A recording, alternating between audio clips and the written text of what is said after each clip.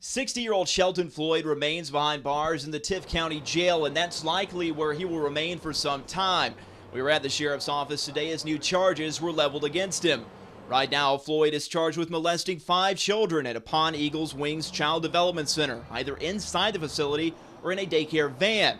But investigators say there may be more victims. Children ranged in age from 3 to 10 years old. We went to the daycare today, which was still open, with children inside the facility. I was looking for reaction from management about the new charges. This woman who worked at the daycare but did not identify herself originally did not speak with us on camera, so we waited. Finally, she opened the door and told us this. If you want me to say something, what it is, we are in compliance with the investigator and those who are in charge of the case. Did you have any idea that this was going on? Any idea? How long was this gentleman employed here? Can you tell me that? Parents we spoke with off camera told us they had removed their children from the daycare and were surprised the facility is still open. Meantime, sheriff's officials say the investigation is ongoing. Detectives continue to question more families and say it's likely more charges will be filed against Floyd.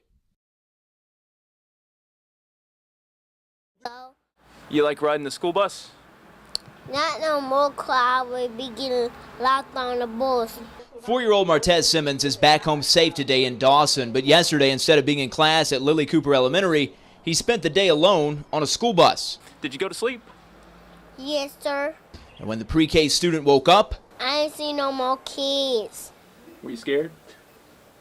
It's just disturbing to me because we weren't notified, from the school or the bus driver when he dropped them off yesterday afternoon that, he was left on the bus all day. Courtney Simmons checked with her son's school and learned he was marked absent. She said the driver parked the bus at his home and claimed he found Martez around 11 o'clock and took him to school, but she's not sure that's how it happened.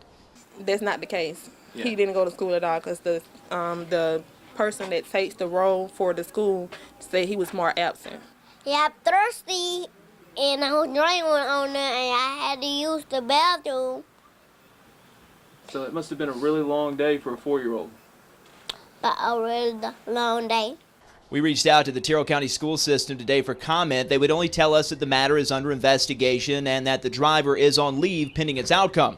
It's just hurt, to think, what if something would have happened? Luckily, Martez is just fine. His mother wants to make sure, though, this never happens again. And as for getting back on a bus, You don't want to ride the school bus again? Yeah. this youngster says no time soon. Defense attorneys for Allen Robinson Jr. filed another motion today calling for further mental evaluation of their client. This after the former Dougherty County jailer tested in the mentally retarded range during a recent evaluation, a finding that could alter the outcome of this case. Now, prosecutors requested a similar evaluation be conducted by the State Department of Behavioral Health to determine if Robinson is in fact competent to stand trial in a capital murder case. Now, Robinson is accused of chasing down his ex-girlfriend Rashonda Dow in the parking lot of an East Albany shopping center in November 2008 and stabbing her several times to death in broad daylight. However, if these subsequent evaluations find him mentally incompetent, it could take the death penalty off the table. But it also begs the question, how could a man who tests mentally retarded have been hired to work as a jailer for Dougherty County? As a jailer, if he is in fact mentally retarded. Yeah, he never finished his probationary period. And there's some other evidence, I think, that will come out that will address those issues.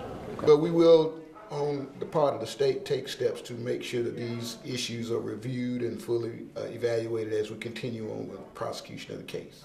As in any death penalty case, the pretrial phase is lengthy, so both sides are fully prepared to go to trial. But Superior Court Judge Stephen Goss ruled today that no further pretrial hearings will be made until those subsequent psychological evaluations take place. Meanwhile, Robinson will continue to be held in the Dougherty County Jail. For now, we're reporting outside of the Dougherty County Courthouse in Albany, Cade Fowler, WALB News 10.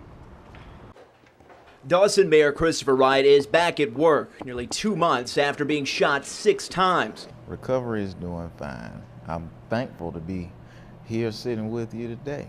Halloween night, Wright was gunned down inside his home. The shooter hasn't been caught. And I think it's safe to say that whoever did this clearly wanted you dead. Oh, they did.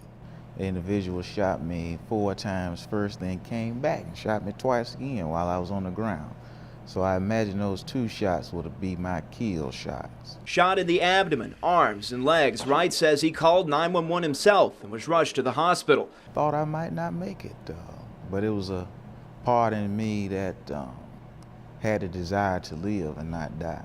Elected office last year at the age of 23, Wright remains in hiding and says he believes the shooting was politically motivated. I feel that in a way that is negative on my part for feeling that way. I can't think of any other reason other than being political. The GBI has taken over the case and even conducted road checks to gather leads, but so far, no arrests have been made. A lot of people have said this on your behalf, but for you, on the record, do you still fear for your life? Oh, I do, most definitely. The person who could have been my killer, that assailant, has not been caught. Those individuals who did this to myself and my family, those persons haven't been caught, so of course I am in fear. Last week, the Dawson City Council refused to vote on another measure to provide the mayor with round-the-clock protection. Wright says only 2 council members have reached out to him since he was shot. Police Chief Charlie Whitehead said a secret plan was in place, one Wright knows nothing about. I have no knowledge of any secret plan. And who should know about the secret plan? That would be me.